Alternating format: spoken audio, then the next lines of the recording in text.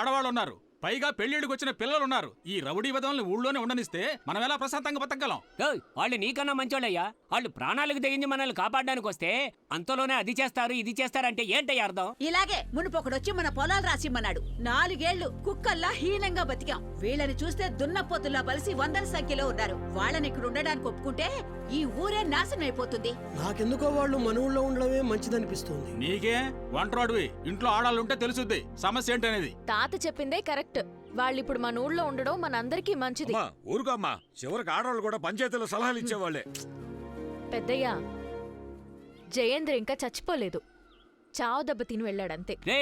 ఆడి తిరిగొచ్చాడంటే మనుషులు పెట్టి కొట్టిస్తారా అని ఊరు మొత్తం తగలబెట్టడం ఖాయం. అవునే.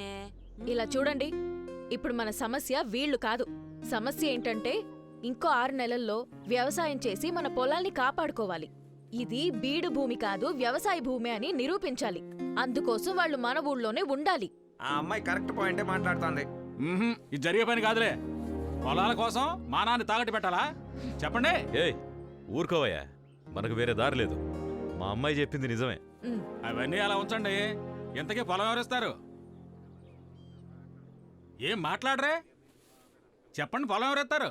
నా దగ్గర 1 ఎకరం ఉంది, నేనిస్తా వాళ్ళకి. ఏంటి 1 ఎకరమా? దాంతో ఏం చేయాలని? నాకు 8 ఎకరాలు ఉంది, వాళ్ళకి నేను ఇస్తాను.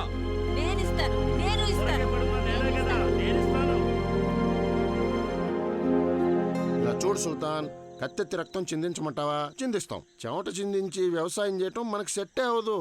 వెళ్ళామా, వేసేసామా, కాలైనా సరే తలైనా సరే జస్ట్ 15 మినిట్స్ పని అయిపోయిందా, బిర్యానీ తిన్నామా, టేక్ రెస్ట్. అది వదిలేసి ఎండనక వాననక ఎందుకు తిప్పలు చెప్పు. సాంబశివ అన్న అద్భుతంగా మాట్లాడావు. ఒకసారి ట్రా. కంగ్రాచులేషన్స్. వెళ్ళు. సాంబశివం, అన్నంట మర్చిపోయావే. అడిగిన దానికి కరెక్ట్గా సమాధానం చెప్పు, అప్పుడు అన్న కూడా తగిలిస్తా. ఇది చెప్పు, గుమ్మడికాయ తీగ కాస్తుందా మొక్కకు కాస్తుందా?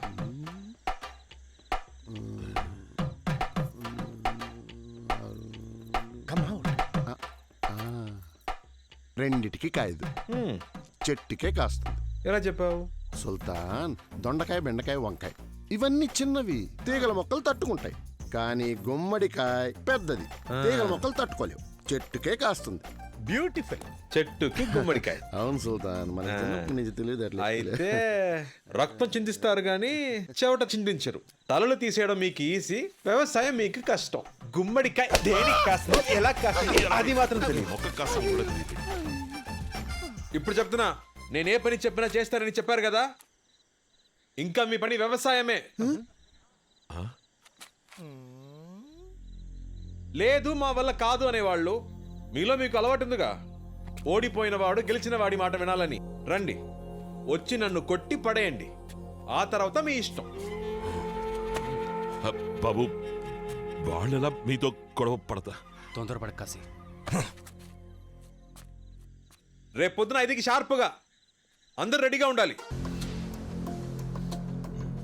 Joker, bloody joker. అది ఒక ఏనుగు గుంపు. ఒకళ్ళు ఇద్దరు కాదు, 100 మందికి పైగా ఉన్నారు. వాళ్ళని కాదని ఒక్కరు కూడా ఆ భూమి మీద కాలు పెట్టలేరు. వాళ్ళ బలం వాడొక్కడు, రావణుడు. 100 తలల రావణుడు. నా సాయం లేకుండా నువ్వు వాళ్ళని ఏమీ పీకలేవురా. ఆ రోజుల్లో పంట పొలాల్ని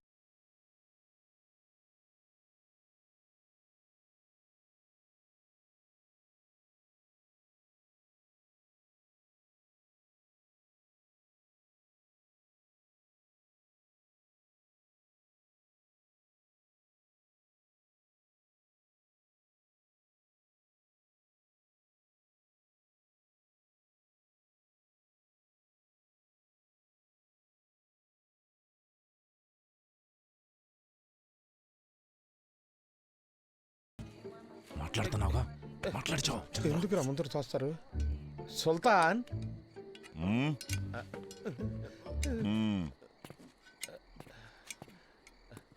ఇక వ్యవసాయం వద్దులే బాసు, వైజాగ్ వెళ్ళిపోదాం.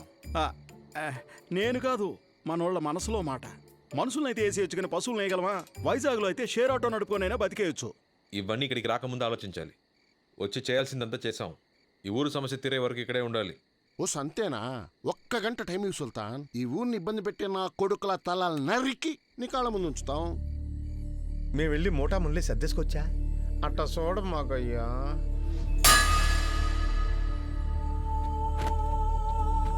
మళ్ళీ మళ్ళీ చెప్పను. నేను చెప్పే వరకు ఇక్కడే ఉండాలి. నేను చెప్పిందే చెయ్యాలి. లేదు మేము వెళ్తామనే వాళ్ళు ఇటు రండి, కొట్టుకొని మరీ తెలుసుకుందాం. ఒక్కడొచ్చినా సరే, అందరు వచ్చినా సరే నేను రెడీ. ఎవరొస్తారు? జంగా, ఒక్కడు కదలకూడదు. ఎవడైనా కదిలాడో తోలు తీసే. తోలు తీయడానికి నేనేమన్నా అరటిపండు తొక్క? జై సుల్తాన్, జై సుల్తాన్, జై సుల్తాన్, జై సుల్తాన్. ఒరే జెండాకర్రా, ఏంట్రా? ఆంజనేయుడు భక్తి కూడా నీ భజన ముందు బలాదుర్రా. చిన్నప్పుడు స్కూల్లో గోడ కూర్చేయమంటే తిరగబడి రౌడీ అయినోడ్రా. కనీసం దానికైనా రెస్పెక్ట్ ఇవ్వరా? కొడితే మొగ 32 చెక్కలు అవుతుంది. టైం రా. ఆ పిల్ల వల్ల మనకి కష్టాలు తప్పవు, వేరే దారే లేదు. మరో దారుంది. మీరందరూ ఒప్పుకుంటే తనతో నేను తలపడతాను. వాణ్ణి నేను ఓడిస్తాను. సుల్తాన్ని ఓడిస్తావరా? ముందు నన్ను ఓడించరా.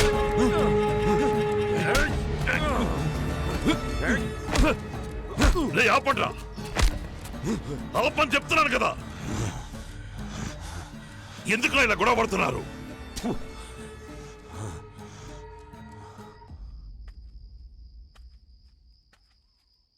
మీ మనసులో ఏముందో నాకు అర్థం కావట్లేదు. దేనికోసం ఇదంతా? మన వాళ్ళని కష్టపెడుతూ, ఈ ఊళ్ళో వాళ్ళని కష్టపెడుతూ దేనికి? ఆ అమ్మాయి కోసమా? మన కోసం, మనందరి కోసం మావయ్య. ఏంటి? నిన్నటి వరకు ఒక 6 నెలలు ఈ ఊళ్ళో ఉండి వెళ్ళిపోదామని అనుకున్నా. కానీ ఈరోజు వీళ్ళకి వ్యవసాయమే కరెక్ట్ అని అనిపిస్తుంది. ఇక్కడుంటే వీళ్ళు తప్పు చేయరు. వీళ్ళందరినీ రైతులుగా మార్చేయాలి మావయ్య.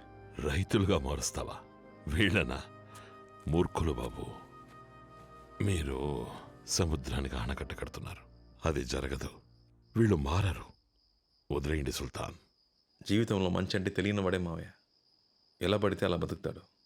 ఒకసారి మంచి ఏంటో తెలిస్తే వాడికి బతకటంలో రుచి తెలుస్తుంది.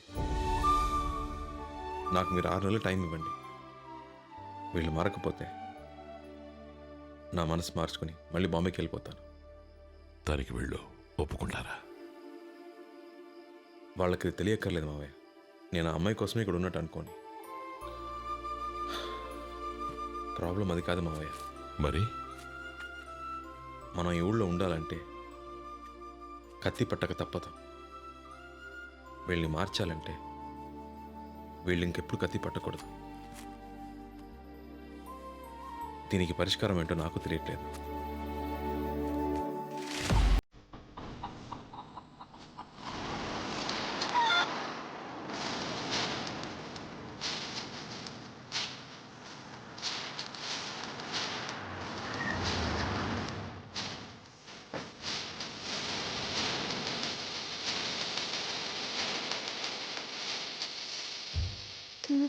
ఇదంతా ఎవరు?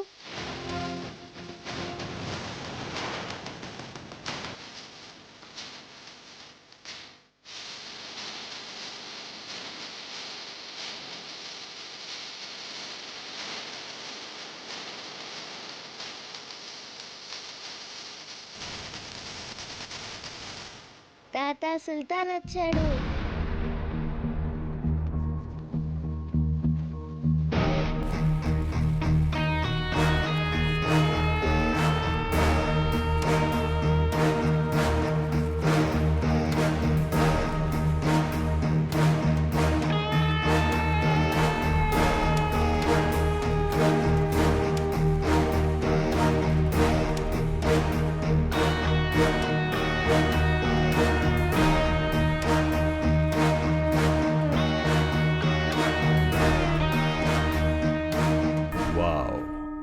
రావణుడు, 100 తలల రావణుడు. జయేంద్ర చెప్పాడు, అప్పుడు నమ్మలేదు, ఇప్పుడు నమ్ముతున్నాను. నేను రావణుణ్ణే, కానీ నాకు ఒకటే తల. But that's okay. డబ్బులిస్తే 100 ఏంటి, 1000 తలలు కూడా మనకి మొలుస్తాయి. So money matters. ఈ ఊరు నీకు ఏమిచ్చుంటుంది దానికన్నా నేనెక్కువ ఇస్తాను. ఈ సెకండ్ నుంచి నువ్వు, నీ రౌడీలు నా కింద పనిచేయాలి. ఈ మట్టిలో ఓ చిన్న మొలక కూడా రాకూడదు. వీళ్ళు రౌడీలు కాదు, నా అన్నలు. సరే, నీకు ఏం కావాలన్నా నేనిస్తాను. ఈ భూమి, ఆ కొండ నాకు కావాలి. నువ్వు నా కింద పనిచేయి.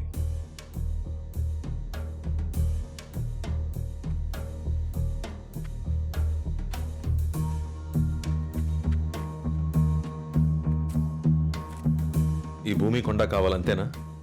ఇమ్మని చెప్తా.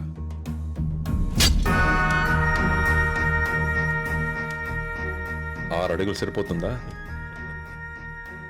బలం ఉంది కదా అని శత్రువుల్ని పెంచుకోకు.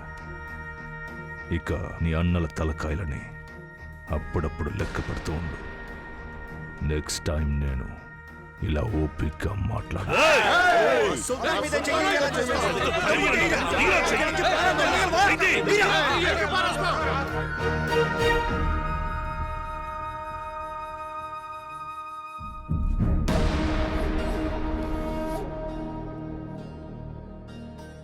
మీ వాళ్ళకి నా కోపమే తెలుసు, మా అన్నల కోపం ఎలా ఉంటుందో తెలియదు. మీరు తట్టుకోలేరు. ఇది వీళ్ళ నేల, వీళ్ళ మట్టి. ఈ ఊరి వాళ్ళ బాధలు చూడలేకే ఒకడిని చచ్చేలా కొట్టాను. ఇప్పుడు నేను ఇక్కడి మనిషిని. జోలికొస్తే నరిక్కేస్తావు. ఇంకెప్పుడు ఇక్కడికి రాకు. వస్తే మళ్ళీ వెళ్ళాం.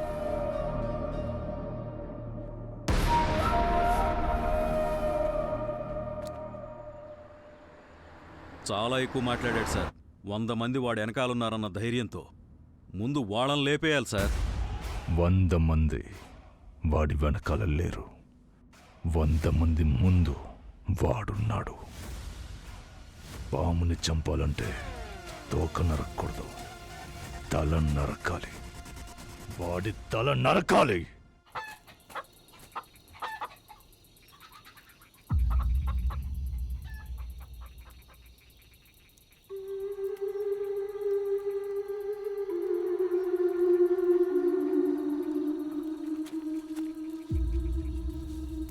వీళ్ళు మనకన్నా పెద్ద గ్యాంగ్లా ఉన్నారు.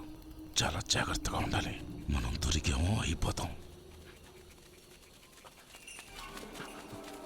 మనకి కావాల్సింది అదిగో ఆ మంచం మీద పడుకున్నాడే, ఆడొక్కడి తలే.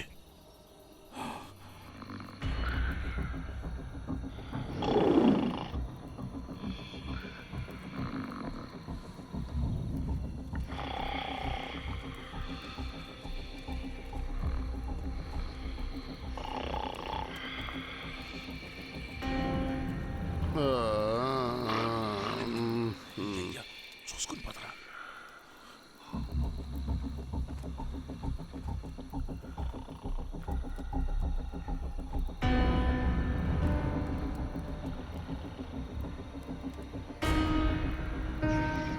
ఆగాగు, లేస్తే అరుస్తాడు. ఊరు సిగ్గుడి చేద్దాం. అరవకుండా గొంతు నేను కోస్తా. నోరు నొక్కి పెట్టరా, ఏసేస్తా. రే, ఇవన్నీ ముందు ప్లాన్ చేసుకుంటారా?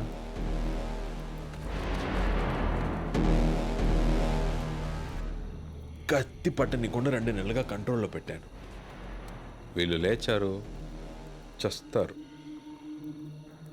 ఏం జరిగినా అసలు సౌండ్ రాకూడదు. మ్యాటర్ అది.